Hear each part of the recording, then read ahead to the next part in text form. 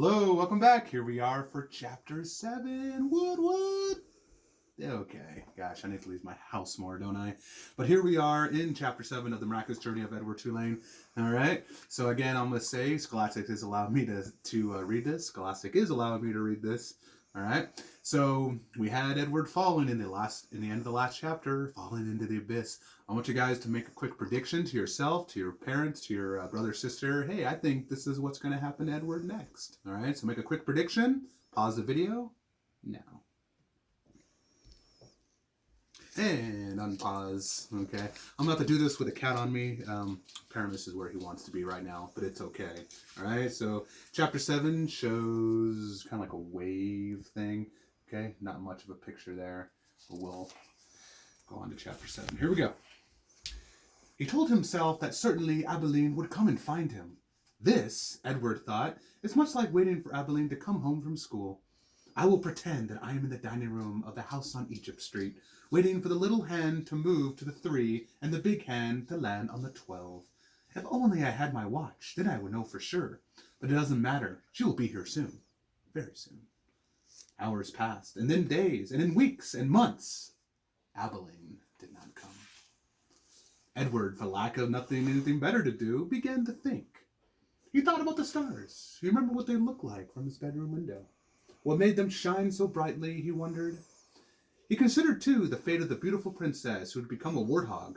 Why had she become a warthog? Because the ugly witch turned her into one? That was why. And then the rabbit thought about Pellegrina. He felt in some way that he could not explain to himself that she was responsible for what had happened to him. It was almost as if it was she, not the boys, who had thrown Edward overboard. She was like the witch in the story. No, she was the witch in the story. True, she did not turn him into a warthog, but just the same, she was punishing him. On the 297th day of Edward's ordeal, a storm came. The storm was so powerful that it lifted Edward off the ocean floor and led him into a crazy, wild, and spinning dance. The water pummeled him and lifted him up and shoved him back down. Help, thought Edward. The storm in its ferocity actually flung him all the way out to sea, and the rabbit glimpsed, for a moment, the light of the angry and bruised sky. The wind rushed through his ears. It sounded to him like Pellegrina was laughing.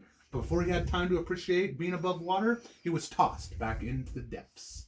Up and down, back and forth, he went into the storm and wore itself out, and Edward saw that it was beginning again his slow descent down to the ocean floor. Oh, help, he thought. I can't go back there. Help me. But still down he went. Down. And then suddenly the great wide net of a fisherman reached out and grabbed the rabbit. The net lifted him higher and higher until there was almost an unbearable explosion of light. Edward was back in the world, lying on the deck of a ship surrounded by fish.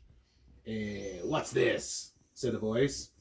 Ain't no fish, said the voice. That's for sure. The light was so brilliant it was hard for Edward to see, but finally shapes appeared out of the light and faces, and Edward realized that he was looking up at 2 men, one young and one old. It looks like some toy, said the grizzled old man. He bent and picked up Edward and held him on his front paws, considering him. A rabbit, I reckon. It's got whiskers, a rabbit ears, and a shape of ears at least. Yeah, sure, a rabbit toy, said the younger man, and he turned away. I'll turn it to Nellie. Let her fix her up and set it to rights. Give it to some child. The old man placed Edward carefully on a crate, positioning him so he was sitting up and could look at the sea. Edward appreciated the courtesy of the small gesture, but he was heartily sick of the ocean. There you go, said the old man. And as they made their way to shore, Edward felt the sun on his face and the wind blowing through the little bit of fur left in his ears. And something filled his chest with a wonderful feeling. He was glad to be alive. Look at the rabbit, the old man said. Look like he's enjoying the ride, don't he? Yep, said the young man. In fact, Edward Tulane was so happy to be back amongst the living, he did not even take an umbrage at being referred to as an it. And that is chapter 7, okay?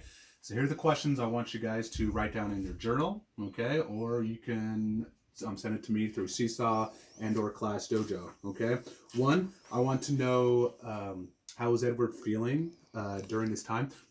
as he was getting lifted up, and even after. Okay, so you're not right. Edward was feeling and write about how he felt during that time. Okay. I want you to write down how did he get lifted out of the ocean. Okay, what happened? Did he just magically appear above the sea? I want you to write down blankety blank is how Edward got out of the ocean. Okay, and that's it. Just 2 little things I want you guys to write down for today. And I'll see you guys next time for chapter 8.